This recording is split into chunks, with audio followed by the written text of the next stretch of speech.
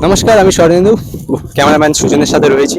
বর্তমানে আমরা এখন এসে উপস্থিত হয়েছি জটার দেউল, যেটা অতি প্রাচীন ঐতিহ্যের একটা মন্দির, শিব মন্দির, সনাতন মানে হিন্দু ধর্মের একটি মন্দির। এটা রয়েছে রায়দিঘি থানার অন্তর্গত, দক্ষিণ চব্বিশ পরগনা, ওয়েস্ট বেঙ্গল। ঠিক আছে, ক্যামেরাম্যানকে বলবো একটু জটার দেউলটা ঘুরিয়ে দেখানোর, তারে হয়তো আবছা দেখা যাচ্ছে। এই জটার দেউলের একটু দূরে রয়েছি, আর দূরে থাকার কারণ হচ্ছে ঘোড়াছুটটা মেন দেখার তারে।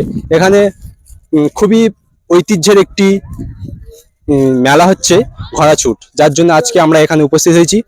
তো এখানে দর্শকদেরকে জিজ্ঞাসা করে নেবো এই মেলা সম্পর্কে। স্যারকে পেয়ে গেছি, স্যারকে জিজ্ঞাসা করবো বাড়ি কোথায় আপনার? আমার বাড়ি মেলার কাছাকাছি নাকি অনেকটা দূরে? মেলার কাছাকাছি। ও, তার মানে এখানে প্রতি বছর আসেন, তাই তো? হ্যাঁ, মানে মেলাটা কি মানে কিরকম চলে, লোকজন কিরকম জমে এখানে? এখানে প্রচুর পরিমাণে লোক জমে, কারণ এটা একটা ঐতিহাসিক মেলা। কারণ প্রতি বছর বিভিন্ন জায়গা থেকে, দক্ষিণ চব্বিশ পরগনা বিভিন্ন জায়গা থেকে ঘোড়া আসে। এখানে দৌড় প্রতিযোগিতা হয়, পুরস্কারও ভালোই থাকে। তো এখানে লোকের সংখ্যা বলতে গেলে, যখন ঘোড়াছুট হয় আশপাশে যত গ্রাম অঞ্চল আছে সেখান থেকে প্রচুর পরিমাণে লোক, দর্শক এখানে দেখতে আসে, মানুষজন। ভালো। বলছি, মন্দিরটা কবে প্রতিষ্ঠিত হয়েছে জানা আছে? না, এই বিষয়ে কোনো জানা নেই, কারণ এ বিষয়ে এটা অনেক পুরাতন, তো এই বিষয়ে আমার কোনো ধারণা নেই। আচ্ছা, মানে এই বিষয়ে আপনার থেকে একটু যারা সিনিয়র আছে তারা হয়তো বলতে পারবে, ভালো, তাই তো? না, এই বিষয়ে সিনিয়র বলতে গেলে বলাটা খুবই টাফ। আমি এই বিষয়ে কোনো কনফার্ম না যে বলতে পারবে তারা। মেলাটা কত বছর ধরে এখানে চলছে? মানে আমি শুনেছি অনেক বছর, বাট প্রবাবলি জানা নেই কত বছর। তো আপনার কি মনে হয়?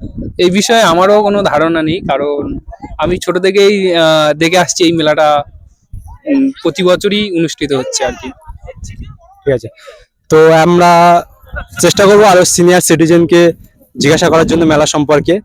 আমরা এখন এসে গিয়েছি যেখানে ঘোড়া ছাড়বে, সেখানে মানে যেখান থেকে ঘোড়াটা ছাড়বে স্টার্টিং পয়েন্ট, সেই স্টার্টিং পয়েন্টে আমরা এসে গিয়েছি।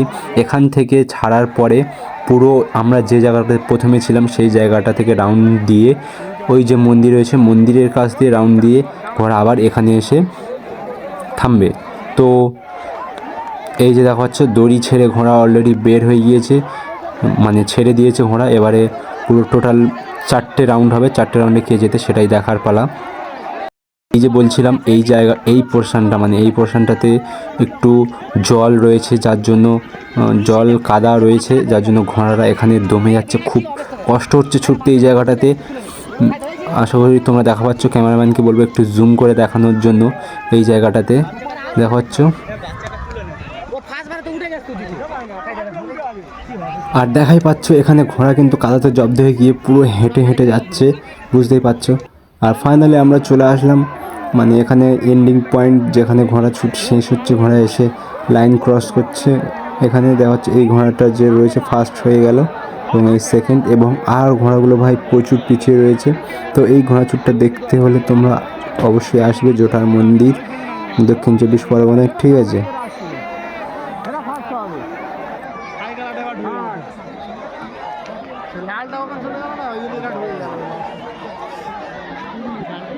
ভালো বলতে হবে। আর একটা নেবে লাইন বেড়ে গেল। এই আসছে